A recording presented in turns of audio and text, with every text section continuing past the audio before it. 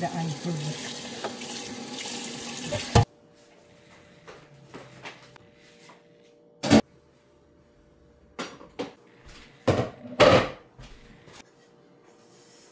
Hindi ako ay nakapasti ti trabaho hindi ko sinira. Kaya ako ngayon sa nalakahit.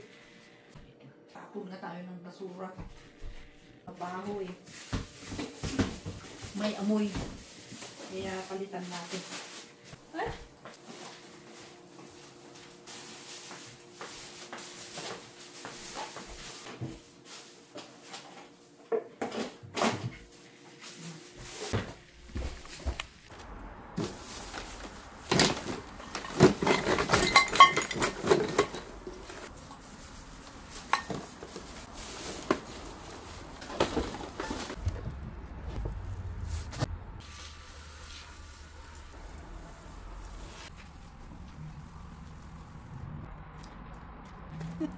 Agsibugak man timulak ta. Very sunny ti weather tatangay kat kwa 20 degrees. Mula ti pichay ni brother. Asibugan pa yung pichay niya mula na. Ito ni pichay.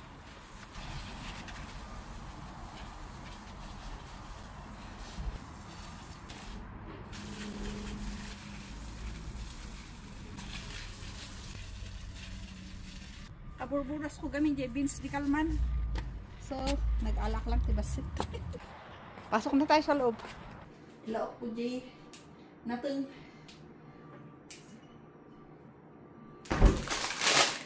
We will wash this one.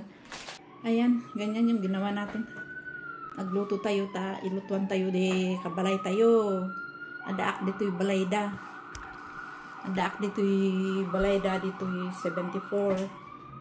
Bahay ng cousin. So, dito, nagluto ako ng beef. Ayan.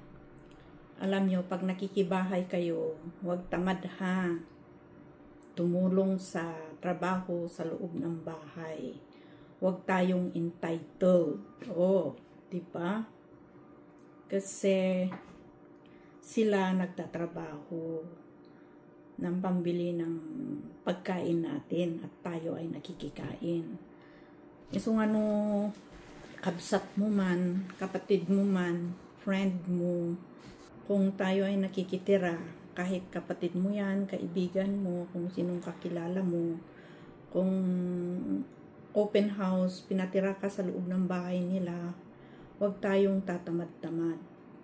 Gawa tayo ng trabaho. Huwag na nating sabihin, ay, ginawa akong katulong. Hindi. Huwag tayong feeling entitled. Kasi sila nagtatrabaho. Yet, they open their house for you. Free board and lodging. Nakikitira ka lang pag turista ka. So, may mga ibang Pilipino kasi mag-tourist. Kagaya ng pupunta ng Canada, magtuturist sila. Tapos makikituloy sa bahay ng kapatid o kaibigan, kakilala, tapos wala silang ginagawa, tapos sila pa yung may ganang magrereklamo na sasabihin ginagawa silang katulong. Pero the right attitude is to be grateful. Tumulong sa trabaho sa loob ng bahay na hindi pinagsasabihan.